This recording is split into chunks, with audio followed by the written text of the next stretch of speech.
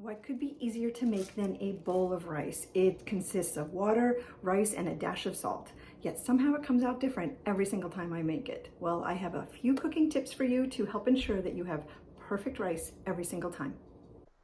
First, you will need 1 cup of white rice and a strainer. The most important step is rinsing the rice.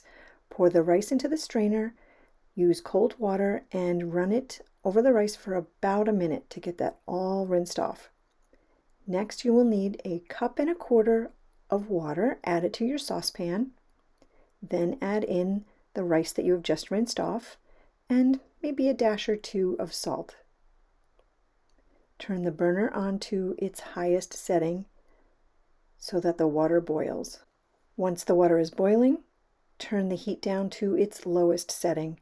Give the rice a quick stir and then add on a nice tight secure lid. Next, set the timer for 18 minutes. Now, one of the hardest parts, which is leaving it alone. Leave that pot on its lowest possible setting to simmer. Do not touch it, do not lift the lid, do not stir the rice, nothing for 18 minutes. Once the timer goes off, turn off your stove and remove the pot from that burner. And you thought the first part was hard? This is even harder. You're going to let that pot sit for 10 to 15 minutes. Do not touch it, do not open it, do not stir it. After the 10 minutes is up, take off the lid and look at that. Absolutely perfect white rice. Enjoy.